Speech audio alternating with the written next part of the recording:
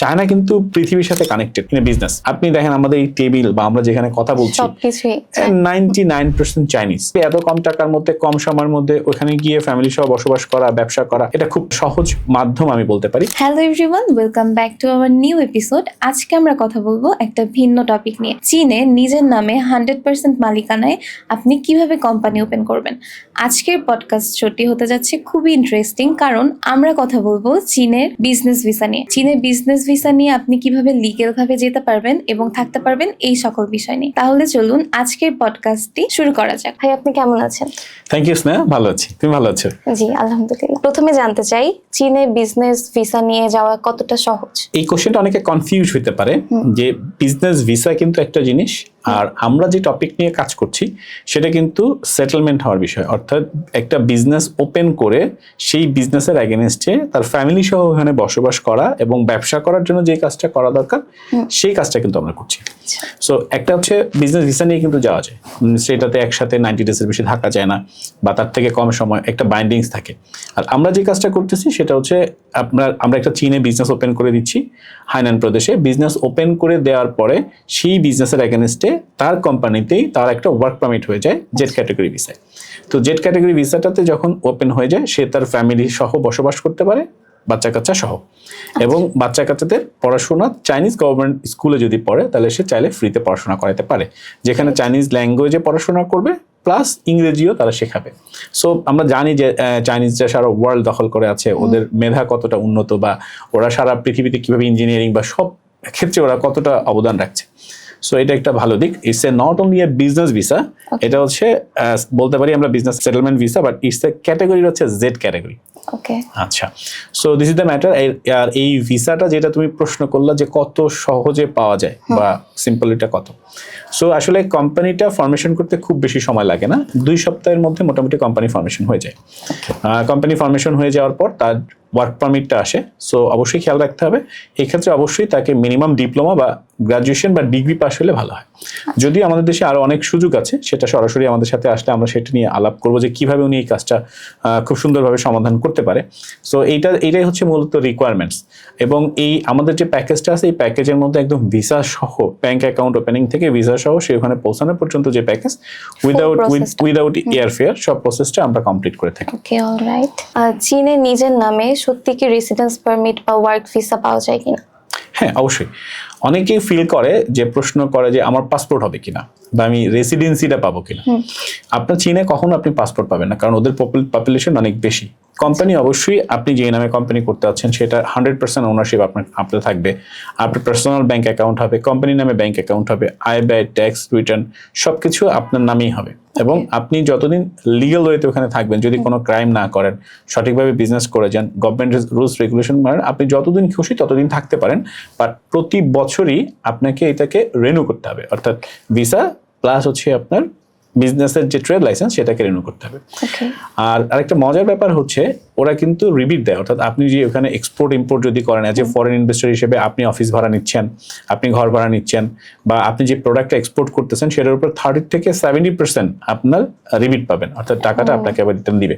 So because এটা 3 ইয়ার্সের জন্য ওরা করে, যাতে ফরেন ইনভেস্টরদেরকে ওরা খুব ভালোভাবে নিতে পারে, যেন ওখানে গিয়ে ব্যবসা করে আপনি যদি লাভবান হন, আলটিমেটলি চাইনিজ গভর্নমেন্টের লাভ। সো ইন্টারেস্টিং, অবশ্যই ইন্টারেস্টিং। আরেকটা হচ্ছে এই প্রোগ্রামটা আসলে কাদের জন্য, এইটা হচ্ছে সবচেয়ে ভালো হচ্ছে যে অনেকেই চায় দেশের বাইরে চলে যাওয়ার জন্য তার ফ্যামিলি সহ, এবং খুব কম সময়ের মধ্যে চলে যেতে চায়। এটা কিন্তু 3 মাসের মধ্যে চলে যেতে চায়, এবং নিয়ার অ্যাবাউট 6 থেকে 7 লাখ টাকা বেশি খরচ হয় না, একদম ভিসা সহ। সো আলটিমেটলি এত কম টাকার মধ্যে কম সময়ের মধ্যে ওখানে গিয়ে ফ্যামিলি সহ বসবাস করা, ব্যবসা করা, এটা খুব সহজ মাধ্যম আমি বলতে পারি। আরেকটা মজার ব্যাপার হচ্ছে, চায়না কিন্তু পৃথিবীর সাথে কানেক্টেড ইন বিজনেস। আপনি দেখেন আমাদের এই টেবিল বা আমরা যেখানে কথা বলছি সবকিছুই 99% চাইনিজ।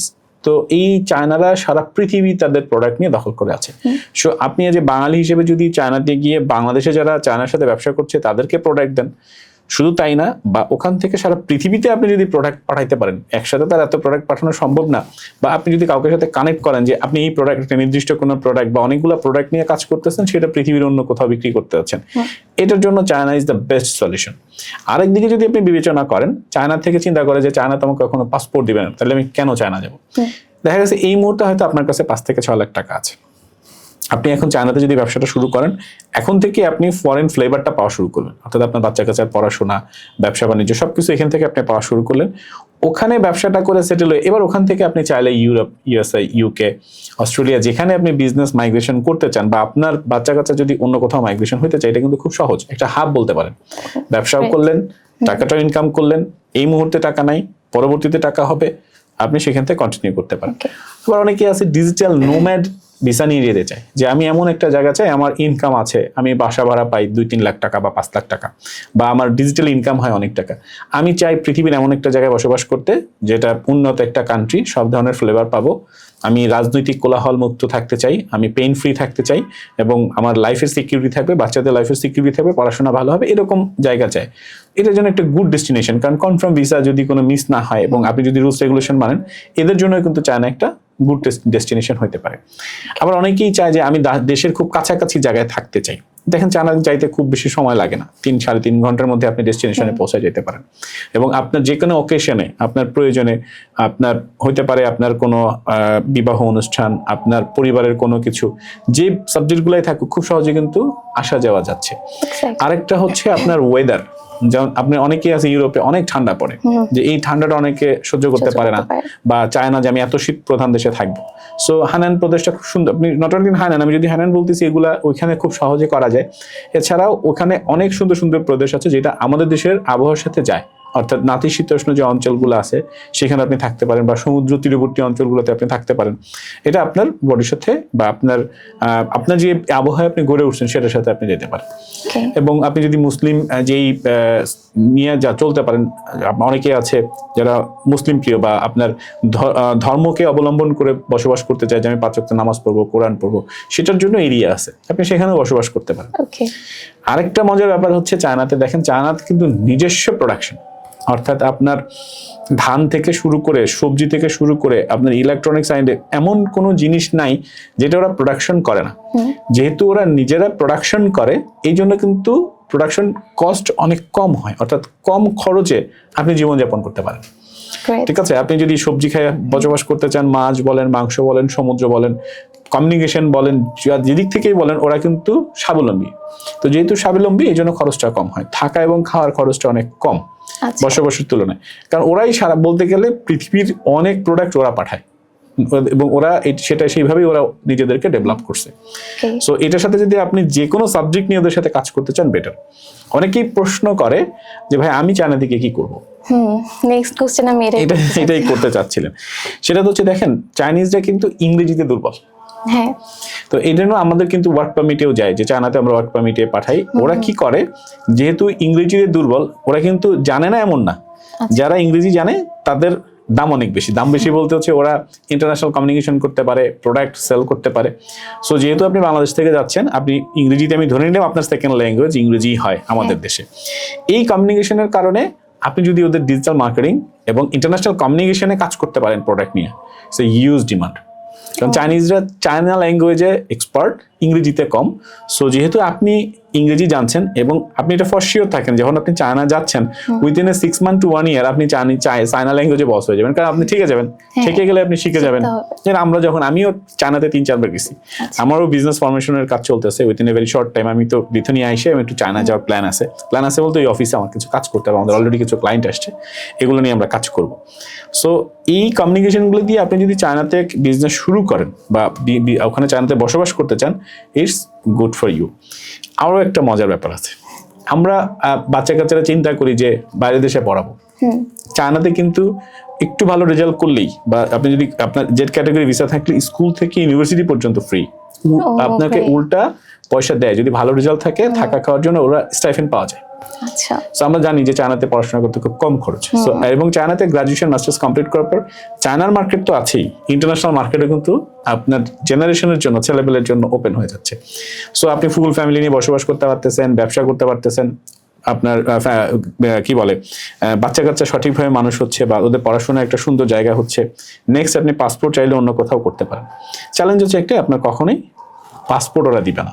পাসপোর্টটার জন্য আপনার অন্য কোথাও আপনাকে অ্যাটেন্ড করতে হবে, ল্যাঙ্গুয়েজ এন্ড ফুড আপনার মতো করে চালাতে হবে। আচ্ছা, বিজনেস ওপেন করার জন্য প্রথমে কেমন খরচ হয়? সিম্পল, টোটালি বললাম তো 6 লাখ টাকা আমাদের যেটা ফার্স্ট প্রায়োরিটি, প্রথম 170, সেকেন্ড এটা হচ্ছে 2 সপ্তাহ পর 170, বাকি rest of money after visa. Okay, মানে সবকিছু দিয়ে 6 থেকে 7 লাখ টাকার মধ্যে বিমান ভাড়াটা সব 7 লাখ। ফ্যামিলিটি কিন্তু ওনার যেটা হয় প্রথম এন্ট্রি ভিসা, এন্ট্রি হওয়ার পর উনি ওখানে যখন যাবে তখন মেডিকেল, পুলিশ ক্লিয়ারেন্স সব জমা দিলে দেন ওনার জেড ক্যাটাগরি ভিসাটা লেগে যাবে। এরপর উনি ওনার মানে উনি যখন চায়নাতে যাবে তখন ফুল ফ্যামিলি নিয়ে একসাথে যেতে পারবে না, প্রথম এন্ট্রি পারমিটে আগে যাবে, যাওয়ার পরে মেডিকেল হওয়ার পর দেন 1 মাস থেকে 2 মাসের মধ্যে উনি ওনার যে ডিপেন্ড বা ফ্যামিলি সহ উনি নিয়ে যেতে পারবেন। চায়নাতে লিভিং কস্টটা কেমন? আমি আগেও বলেছি খুব কম। তারপরও আপনি যদি একা খাবার খেতে চান 9 থেকে 10 হাজার ইজ মোর এনাফ, দরকার নেই। এখন আপনি কোন স্ট্যান্ডার্ড ফলো করেন যদি হ্যাঁ ওইটার উপর ডিপেন্ড করে। থাকার জন্য, একা থাকার জন্য 10 থেকে 15 হাজার, ফ্যামিলি সহ 15 থেকে 20 হাজারের মধ্যে আপনি ফ্ল্যাট পেয়ে যাবেন। আচ্ছা, ঠিক আছে। তবে কথা আছে যে আপনি যদি এখন মানে লিভিং স্ট্যান্ডার্ড অনেক হাই হয়, আপনি যদি অনেক অ্যাকোমোডেশন, খুব ভালো অ্যাকোমোডেশন খুঁজতে চান, তাহলে কিন্তু আবার খরচ বেশি হবে। আপনি 4 জনের একটা ফ্যামিলিতে 40,000 থেকে 50,000 টাকার মধ্যে মোটামুটি হয়ে যাবে, ডিপেন্ড আপ টু আপনি যদি সেভাবে চলেন। আর মানে আপগ্রেডে তো শেষ নেই, আপনি 2 লাখ 3 লাখ টাকা দিয়েও থাকতে পারেন, ডিপেন্ড আপ টু আপনার ক্যাপাসিটি। ওকে, চাকরি ছাড়া মানে কোম্পানির অধীনে থাকা খাওয়া কি পসিবল কিনা? অবশ্যই। বিজনেস তো দেখেন, বিজনেস কিন্তু এমন একটা জিনিস, এটার কোনো লিমিটেশন নাই। আপনি কত টাকা আয় করবেন এটার কোনো ধরাবাঁধা নিয়ম নাই। আপনি কত বেশি আয় করতে পারেন এটা হচ্ছে আপনার ব্যাপার, আবার লসও করতে পারেন। সো আপনি যদি লস করেন তাহলে আপনার ইনভেস্ট করতে হবে বা লস খাবেন, আর যদি আপনি যত বেশি আয় করতে পারেন তত বেশি থাকবেন। এখানে কিন্তু একটা পয়েন্ট আছে, অনেকে চিন্তা করে যে আমি যাবো এই ভিসা যাই একটা চাকরি নিয়ে নিব, এটা কিন্তু এত সহজ না। যে আপনি যেই কোম্পানিতে যাবেন আপনার ওই কোম্পানি নিয়েই থাকতে হবে। যদি অন্য কোম্পানিতে আপনি চাকরি নিতে হয় তাহলে অবশ্যই আপনার ওই কোম্পানির পারমিশন নিয়ে এই কোম্পানি ক্যান্সেল করে দেন আপনার জবটাকে নিতে হবে। ইউরোপে বা অন্য জায়গায় যেরকম একটা ফ্লেক্সিবিলিটি আছে, এটা কিন্তু এখানে পাবেন না। ফার্স্ট গ্লোবাল ভিসা কনসালটেন্সি থেকে যদি কেউ এখন এই প্রসেসটা করতে চায়, আপনি নিজে তার জন্য কি পরামর্শ দেবেন? প্রথম পরামর্শ হচ্ছে আগে নিজেকে প্রশ্ন করবেন উনি কেন যেতে চাচ্ছে। অনেকেই চিন্তা করে আরে মাত্র 5 থেকে 6 লাখ টাকা করি, ভিসাটা করে ফেলি, ফ্যামিলি সহ চলে যাই। বাট যখন সে ফাইনালি এই কাজটা করতে আসবে, আগে ডিপেন্ড হবে সে ফাইনালি মুভ করবে কিনা, সে ফ্যামিলি সহ বসবাস করবে কিনা, কি কারণে করছে, সে ব্যবসায়ের যোগ্য কিনা, সে আসলে ব্যবসা করতে পারবে কিনা, বা এই ধরনের সব প্রশ্নগুলো কনফার্ম হওয়ার আমাদের কাছে আসতে সময় লাগবে না, এবং এটা না হওয়ার সম্ভাবনা নাই। 99% ক্ষেত্রেই এটা সাকসেসফুলি তার ভিসা হয়ে যাবে।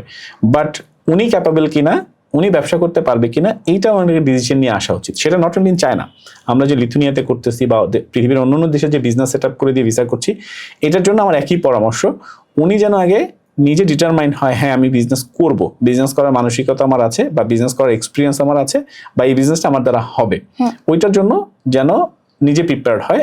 অন্যর কারো কথা শুনে যদি ব্যবসায় নামে 95% ক্ষেত্রে ব্যবসা লুজ হওয়ার সম্ভাবনা থাকবে। চীনের মার্কেটে একজন বিদেশির জন্য সুযোগ কতটা বড়? বেশ বড় সুযোগ। এতক্ষণ তো আমি অনেকগুলাই বললাম। প্রথম উনি যে স্কোপগুলো পাচ্ছে, উনি ইন্টারন্যাশনাল মার্কেটে ব্যবসা করার সুযোগ পাচ্ছে, ফ্যামিলি সহ বসবাস করার সুযোগ পাচ্ছে, বাচ্চা কাচ্চা ফ্রি পড়াশোনা করাতে পারতেছে, রিবেট পাচ্ছে এবং খুব কম টাকায় এটা রিনিউ করতে পারতেছে। অর্থাৎ 1 বছরে ওনার ভিসা লাইসেন্স সহ লাখখানিক টাকা লাগছে। এবং কোম্পানি যেহেতু রিবিট ফরেন মার্কেটে উনি যদি এক্সপোর্ট করে তাহলে উনি যেহেতু রিবিট পাচ্ছে, এটা বেশ বড় একটা সুযোগ আমি মনে করি। এবং কেউ যদি শুরুর দিকে শুরু করতে চায়, আমি বলতে চাই 5 থেকে 6 লাখ টাকা বা 6 থেকে 7 লাখ টাকা যেহেতু খরচ হচ্ছে, it's a very nominal amount. যদি সে ব্যবসা শুরু করতে চায়, এটা দিয়ে তার একটা ভালো উত্থান হতে পারে যদি সে অ্যাকচুয়ালি ব্যবসায়ী হয় বা ব্যবসা করার মানসিকতা তার কাছে থাকে। সো যদি কেউ ব্যবসা করতে চায় চীনে, আমি বলবো এটা একটা গ্রেট অপরচুনিটি, সে যদি নিতে চায় নিতে পারে। থ্যাংক ইউ সো মাচ, আমাদের অনেক ইনফরমেশন দিয়ে হেল্প করলেন। আপনারা যদি চান চীনের নিজের নামে 100% মালিকানায় লিগাল ভাবে থাকা এবং বিজনেস ওপেন করার জন্য, আপনারা কিন্তু ফার্স্ট গ্লোবাল ভিসা কনসালটেন্সির মাধ্যমে সকল প্রসেস করতে পারেন। তাই দেরি না করে এখনই যোগাযোগ করে ফেলুন নিচে দেওয়া নাম্বারে, অথবা সরাসরি কিন্তু আমাদের অফিসে এসেও ভিজিট করতে পারবেন। এছাড়াও দেশ বিদেশ যে কোনো জায়গা থেকে যদি আপনারা অনলাইনের মাধ্যমে কনসালটেন্সি নিতে চান, তাহলে কিন্তু নিচে দেওয়া নাম্বারে যোগাযোগ করতে পারেন। আপনারা সেখান থেকে ফ্রি কনসালটেন্সি পেয়ে যাবেন।